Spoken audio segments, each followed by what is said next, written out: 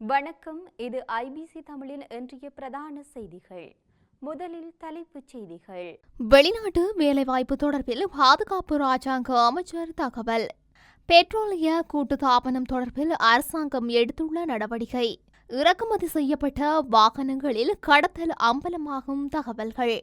அதிபர் தேர்தலில் போட்டியிட தயார் நாமல் அதிரடி அறிவிப்பு. சாகிரா கல்லூரி மாணவிகளுக்கு நீதியை பெற்றுக் கொடுப்போம் ரிசாட் பதியுதீன் எம்பி உறுதி. இலங்கையில் சிறுவர்களுக்கு ஏற்பட்டுள்ள ஆபத்து, பெற்றோருக்கு விடுக்கப்பட்டுள்ள எச்சரிக்கை. தமிழ் பொது வேட்பாளரின் அரசியல் நிலைப்பாடுகள் தொடர்பாக கருத்துரைத்த தமிழ் தலைவர்கள். தொடர்வன விரிவான செய்திகள். அரசாங்கத்திற்கு கிடைத்துள்ள வெளிநாட்டு வேலைவாய்ப்புகளில் 25% ஓய்வு பெற்ற ராணுவ வீரர்களுக்கு வழங்கப்பட்டுள்ளதாக தெரிவிக்கப்படுகின்றது. குறித்த தகவலை பாதுகாப்பு ராஜாங்க அமைச்சர் பிரமித் பண்டார தென்னகோன் தெரிவித்துள்ளார். அத்துடன் சேவையில் ஈடுபடுவோர் மற்றும் ஓய்வு பெற்ற ராணுவ வீரர்களுக்கு சலுகை வட்டி வீதத்தில் விசேட கடன் வசதிகளை வழங்குவதற்கும் முன்மொழியப்பட்டுள்ளதாக பாதுகாப்பு ராஜாங்க அமைச்சர் குறிப்பிட்டுள்ளார். அவர் மேலும் கருத்து தெரிவிக்கையில், பாதுகாப்பு அமைச்சு, ஆயுதப்படைகள், போர் வீரர்கள் சேவை அதிகார சபை மற்றும் ஏனைய அரசு நிறுவனங்கள் இணைந்து போர் வீரர்களின் குடும்ப உறுப்பினர்களுக்கு சுகாதாரம், பொது நிர்வாகம், வங்கி சேவைகள் பெற்றுக் கொடுப்பதில் முன்னுரிமை வழங்கும் வேலை திட்டத்தை நடைமுறைப்படுத்தப்படவுள்ளது. அரசாங்கத்தினால் தற்போது நடைமுறைப்படுத்தப்பட்டு வரும் காணிகளுக்கான பரம்பரை திட்டத்தின் கீழ் போர் வீரர்கள் மற்றும் அவர்களது குடும்ப உறுப்பினர்களுக்கு முன்னுரிமை வழங்கி தற்போது அனுபவிக்கும் காணிகளின் உரிமைகளுக்கான அனுமதி பத்திரம் வழங்க எதிர்பார்த்துள்ளதாக ராஜாங்க அமைச்சர் குறிப்பிட்டுள்ளார். மேலும் வெளிநாட்டு வேலைவாய்ப்பு இம்மாதம் இறுதியில் முதலாவது குழு இஸ்ரேல் செல்லவுள்ளதாக ராஜாங்க அமைச்சர் மேலும் தெரிவித்துள்ளார்.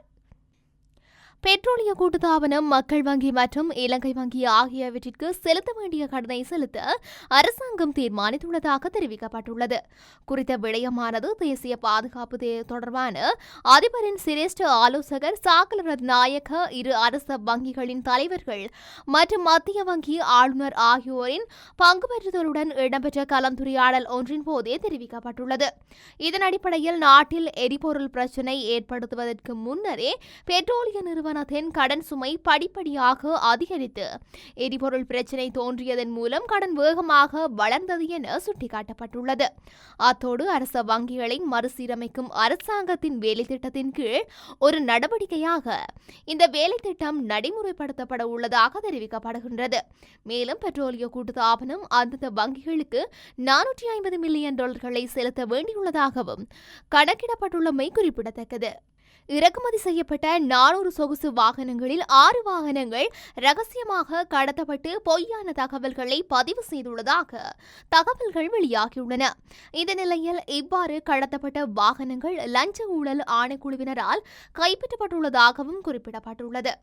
அத்தோடு இந்த 168 சொகுசு வாகனங்களை இரகசியமாக இறக்குமதி செய்ததன் மூலம் அரசாங்கத்திற்கு 700 கோடி ரூபாவுக்கும் அதிகமான நஷ்டம் ஏற்பட்டதாக லஞ்ச ஊழல் விசாரணை ஆணைக்குழுவின் விசாரணையின் போது தெரியவந்துள்ளது. இதன் அடிப்படையில் இந்த தகவலின் பிரகாரம் குறித்த வாகனங்கள் கைப்பற்றப்பட்டுள்ளதாக லஞ்ச ஊழல் ஆணைக்குழுவின் பேச்சாளர் தெரிவித்துள்ளார். அதிபர் தேர்தலில் போட்டியிடுவதற்கு பொருத்தமான வேட்பாளரை கண்டுபிடிக்க முடியாவிட்டால் தேர்தலில் போட்டியிட நான் தயார் என நாமல் ராஜபக்ச செயற்குழுவிற்கு அறிவித்துள்ளார். குறித்த விடயமானது கடந்த 7ஆம் தேதி ஸ்ரீலங்கா பொதுஜன பெரமுனவின் நிறைவேற்று சபை மஹிந்த ராஜபக்சவின் உத்தியோகபூர்வ இல்லத்தில் கூடிய போதே தெரிவிக்கப்பட்டுள்ளது. ஆனால் இது தொடர்பாக கட்சியின் உத்தியோகபூர்வ உடன்பாடு எட்டப்படவில்லை என்பதுடன் எவரும் எதிர்த்ததாக தெரிவிக்கப்படவில்லை. அத்தோடு அக்கட்சியின் தேசிய அழைப்பாளராக ரோஹித அபேகுணவர்தனவின் பெயரையும் நாமல் ராஜபக்ச முன்வைத்துள்ளதாக குறிப்பிடப்பட்டுள்ளது. எனினும் எவ்வித தயக்கமுமின்றி பதவியை ஏற்றுக்கொண்டுள்ளதாகவும் மற்றும் நாமல் ராஜபக்சவின் உள்நோக்கம் குறித்து செயற்குழு உறுப்பினர்கள் குழப்பமடைந்துள்ளதாகவும் தெரிவிக்கப்பட்டுள்ளமை குறிப்பிடத்தக்கது. சாகிரா கல்லூரியில் காப்போது உயர்தர பரீட்சைக்கு தோற்றிய மாணவிகளின் பெறுபேறுகள் கூடிய விரைவில் வெளியாக வேண்டும் எனவும் அவ்வாறு இல்லாவிடில் நாடாளுமன்றிலும் வெளி நீதிமன்றம் செல்லும் பெறுபேறுகள் வெளியாகாத மாணவர்களுக்கு நீதியை பெற்றுக் கொடுப்போம் என அகில இலங்கை மக்கள் காங்கிரசின் தலைவர் ரிசாட் பதியுதீன் தெரிவித்துள்ளார். திருகோணமலை சாகிரா கல்லூரிக்கு நேற்று விஜயம் மேற்கொண்ட பின்னர் ஊடகங்களுக்கு கருத்து தெரிவிக்கும் போதே அவர் மேற்கொண்டவாறு கூறியுள்ளார். மேலும் அவர் தெரிவிக்கையில், சாகிரா கல்லூரியில் பரீட்சைக்கு தோற்றிய 70 மாணவிகளை தவிர அதே மண்டபத்தில் அதே உடை அணிந்து பரீட்சையில் தோற்றிய வேறு பாடசாலையின் முஸ்லிம் மாணவிகள் 10 பேருக்கு பெறுபேறுகள் வெளியாகின. எனினும் சாகிரா கல்லூரி மாணவிகள் மாத்திரம் கண் வைத்து இவ்வாறான நடவடிக்கைகளை மேற்கொள்வது அநீதியாகும். கடந்த 10 வருடங்களாக இந்த கல்லூரியில் மருத்துவத்துறை, பொறியியல் துறைக்கு அதிகமான மாணவர்கள் தெரிவாகுவதும் வழக்கம். எனவே பரீட்சை பெறுபவர்கள் வெளியாக வேண்டும். இல்லாது போனால் நாடாளுமன்றிலும் வெளிநீதிமன்றம் சென்று நீதியை இந்த மாணவர்களுக்கு பெற்றுக் கொடுப்போம் என அவர் தெரிவித்துள்ளார். தரமற்ற சவர்க்காரம் பயன்படுத்துவதால் சிறுவர்களின் தோலில் பல்வேறு உபாதைகள் ஏற்பட்டுள்ளதாக தகவல்கள் வெளியாகியுள்ளதாக அரசு குடும்ப சுகாதார சேவை உத்தியோகத்தர் சங்கத்தின் தலைவி பிரியங்கினி சுசிங்கா தெரிவித்துள்ளார். தற்போதைய பொருளாதார சூழலுக்கு ஏற்ப சந்தையில் கிடைக்கும் தரக்குறைவான சவர்க்காரங்களை பல பெற்றோர்கள் தங்கள் பிள்ளைகளுக்காக கொள்வனவு செய்கின்றனர்.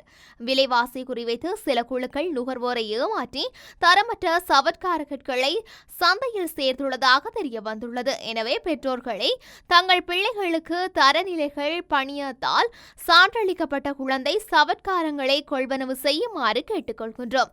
உலகின் பல்வேறு பகுதிகளில் இருந்து பல்வேறு தோல் சீக்கல்களை கொண்ட சிறுவர்களை பற்றி அறிந்தோம். அதனால்தான் சிறுவர்களின் தோலுக்கு பொருந்தாத தரமற்ற சவர்க்காரங்களை பயன்படுத்தக்கூடாது. நிகழ்காலத்தை விட எதிர்காலத்தில் தரமற்ற சோப்பை பயன்படுத்துவதால் ஏற்படும் பக்க விளைவுகளை குழந்தைகள் சந்திக்க நேரிடும் என்பதை நாம் மறந்துவிடக் கூடாது.